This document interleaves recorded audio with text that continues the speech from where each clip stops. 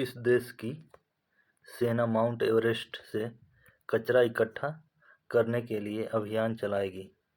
आइए अब ऑप्शन देखते हैं। ए ऑप्शन है नेपाल, बी ऑप्शन है भारत, सी ऑप्शन है चीन और डी ऑप्शन है अमेरिका। तो ऑप्शन देखते हैं आपका कौन सा सही है। ए ऑप्शन सही है, नेपाल। अब आगे देख लेते हैं। नेपाल की सेना पर्वतीय सफाई अभियान 2024 के हिस्से के रूप में माउंट एवरेस्ट पर पड़े लगभग 10 टन कचरा और 5 डेड बॉडीज को इकट्ठा करेगी। अगला पॉइंट, मेजर आदित्य कार्की के नेतृत्व में 12 सदस्यीय दल 14 अप्रैल को बेस कैंप से अपनी यात्रा शुरू करेगा। अगला पॉइंट, यह टीम माउंट एवरेस्ट, माउंट लहोत्से और माउंट नुप्तसे से कूड़ा लेकर आएगी। अगला पॉइंट, 18 सदस्यीय शेरपा टीम सफाई अभियान में सेना की मदद करेगी। इस अभियान को नेपाल सेना प्रमुख जनरल प्रभुराम शर्मा हरी झंडी दिखाएंगे। अब आगे देख लेते हैं। अगला पॉइंट है, बायोडिग्रेडेबल कचरे को बेस कैंप के नीचे नामचे बाजार में लाया जाएगा और उचित उपचार के लिए सागरमाथा प्रदूषण नियंत्रण समिति SPCC को सौंप दिया जाएगा। अगला पॉइंट, नेपाल सेना का यह अभियान वन एवं पर्यावरण मंत्रालय, पर्यटन विभाग और नेपाल पर्वतारोही संघ के साथ मिलकर एवरेस्ट क्षेत्र की सफाई अभियान के लिए चलाया जाएगा। अगला पॉइंट, हिमालय क्षेत्र में प्लास्टिक कचरा एक बड़ा खतरा बन गया है। प्लास्टिक के नष्ट होने की आयु 400 वर्ष से अधिक है। अब आगे देख लेते हैं। अगली न्यूज है, हाल ही में किस देश की नौसेना ने कोचिन शिपयार्ड द्वारा जहाज मरम्मत समझौते पर हस्ताक्षर किए? आइए ऑप्शन देखते हैं। ए ऑप्शन है फ्रांस, बी ऑप्शन है अमेरिका, सी ऑप्शन है रूस और डी ऑप्शन है जर्मनी। तो ऑप्शन सही है इसमें आपका बी, अमेरिका। अब आगे देख लेते हैं। Cochin shipyard limited CSL America के साथ मास्टर शिपयार्ड रिपेयर एग्रीमेंट में प्रवेश करने वाला तीसरा भारतीय शिपयार्ड बन गया है जो अमेरिकी नौसेना के जहाज़ों की मरम्मत करने में सक्षम होगा।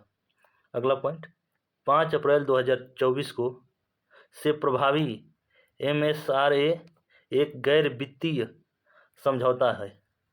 अगला पॉइंट, इस समझौते के साथ भारत और संयुक्त राज्य अमेरिका भारत को एक क्षेत्रीय केंद्र में बदलने के लिए जहाज की मरम्मत और रखरखाव में सहयोग का विस्तार करना चाहते हैं। अब आगे देख लेते हैं। अगला पॉइंट है, लार्सन एंड टुब्रो L&T और मझगांव डाक शिप बिल्डर्स लिमिटेड MDL के बाद कोच्चि में सरकारी जहाज निर्माण सुविधा नवीनतम है। अगला पॉइंट, चेन्नई के पास कट्टुपल्ली में L&T शिपयार्ड जुलाई 2023 में समझौते पर हस्ताक्षर करने वाला पहला भारतीय शिपयार्ड था जिसने अब तक 3 अमेरिकी नौसेना बेड़े के समर्थन जहाज़ों की मरम्मत की है। अब अगला पॉइंट देखते हैं। मार्च के महीने में ही यूनाइटेड किंगडम से 19 सैनिक जहाज मरम्मत के लिए पहली बार कट्टुपल्ली में पहुंचा था। अब आगे देखते हैं। अगला पॉइंट है, भारत और संयुक्त अरब अमीरात, भारत और अमेरिका दोनों जहाज के रखरखाव और मरम्मत में सहयोग बढ़ाने की इच्छुक हैं क्योंकि इससे दोनों देशों को लाभ होता है। इससे भारतीय शिपयार्डों को व्यापार और विशेषज्ञता मिलती है जबकि अमेरिका को वैकल्पिक विकल्प मिलते हैं। अब आगे देख लेते हैं। अगली न्यूज है, हाल ही में भारत और किस देश के बीच व्यापार संधि वार्ता का 7वां दौर नई दिल्ली में शुरू हुआ? आइए अब ऑप्शन देखते हैं। ए ऑप्शन है ब्राज़ील, बी ऑप्शन है दक्षिण अफ्रीका, सी ऑप्शन है पेरू और डी ऑप्शन है स्लोवाकिया। तो ऑप्शन सही है इसमें आपका सी, पेरू। अब आगे देख लेते हैं। बैठक का उद्देश्य दोनों देशों के बीच व्यापार और निवेश बढ़ाने के लिए द्विपक्षीय सहयोग को मजबूत करना है। अगला पॉइंट, यह पहल पेरू के साथ द्विपक्षीय संबंधों को मजबूत करने और आर्थिक विकास को गति देने की भारत की प्रतिबद्धता का एक प्रमाण है। अगला पॉइंट, वार्ता में प्रस्तावित समझौता का उद्देश्य वस्तुओं पर सीमा शुल्क को कम करना या समाप्त करना और सेवाओं में व्यापार को बढ़ावा देना भी है। अब आगे देखते हैं। अगला पॉइंट है, पेरू के प्रतिनिधि मंडल में लगभग 17 वार्ताकार शामिल हैं और राजदूत जेवियर पालिनीच वार्ता का नेतृत्व कर रहे हैं। अगला पॉइंट, दोनों देशों के बीच बातचीत 2017 में शुरू हुई थी और जब कोविड-19 महामारी के कारण बातचीत रुक गई तो उसे रोकना पड़ा। अगला पॉइंट, इसके बाद इसे अक्टूबर 2023 में एक वर्चुअल राउंड के साथ फिर से शुरू किया गया। अगला पॉइंट, फरवरी में आयोजित छठे दौर में 9 कार्य समूहों ने व्यक्तिगत बैठकें की। अब आगे देख लेते हैं। अगला पॉइंट है इसी में, सोने पर शुल्क रियायतें जो पेरू से आयात का 80% हिस्सा है, भारत के लिए सबसे चुनौतीपूर्ण मुद्दों में से एक बना हुआ है। अगला पॉइंट, बैठकों के एजेंडे में उत्पत्ति के नियम, वस्तुओं में व्यापार, सेवाओं में व्यापार, सीमा शुल्क प्रक्रियाएं, प्राकृतिक व्यक्तियों की आवाजाही, व्यापार सुविधा और विवाद निपटान शामिल थे। अब आगे देख लेते हैं। अगली न्यूज है, हाल ही में किस देश में जिग ZIG नामक एक नई स्वर्ण समर्थित मुद्रा की शुरुआत की गई? आइए अब ऑप्शन देखते हैं। ए ऑप्शन है जिम्बाब्वे, बी ऑप्शन है ऑस्ट्रेलिया, सी ऑप्शन है पराग्वे और डी ऑप्शन है सोमालिया। तो ऑप्शन सही है इसमें आपका ए, जिम्बाब्वे। अब आगे देख लेते हैं। जिग नाम का अर्थ जिम्बाब्वे गोल्ड है। नए ZIG जिग बैंक नोट 1 रुपये और 200 रुपये के बीच मूल्य वर्ग में आएंगे। अगला पॉइंट, अमेरिकी सिक्कों की कमी को दूर करने के लिए सिक्के भी पेश किए जाएंगे।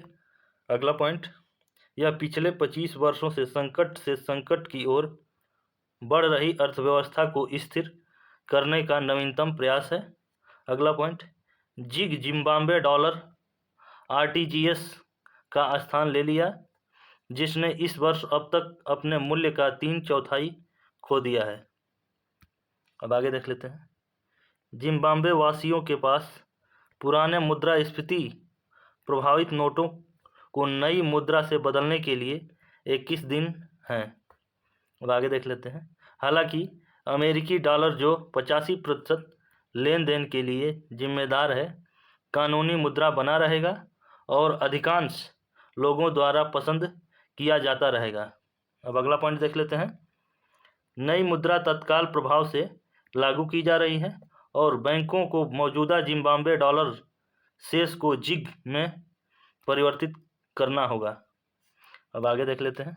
अगली न्यूज है, हाल ही में मोंटे कार्लो मास्टर्स में मुख्य ड्रा मैच जीतने वाला पहला भारतीय कौन बना? अब आगे देख लेते हैं ऑप्शंस।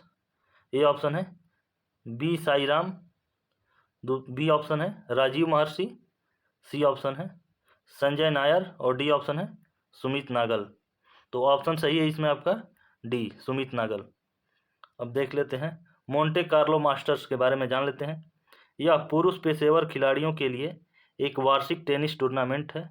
यह फ्रांस में आयोजित किया जाता है। अगला पॉइंट, यह ATP टूर पर 9 ATP टूर मास्टर्स 1000 कार्यक्रमों का हिस्सा है।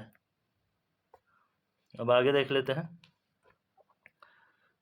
सुमित नागल 9 अप्रैल 2024 को मोंटे कार्लो मास्टर्स में मुख्य ड्रा मैच जीतने वाले पहले भारतीय बने।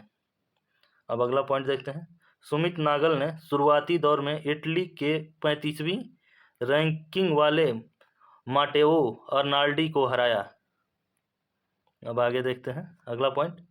उन्होंने एटीपी मास्टर्स इवेंट में अर्नाल्डी को 3 सेटों से हराया। अब आगे देखते हैं।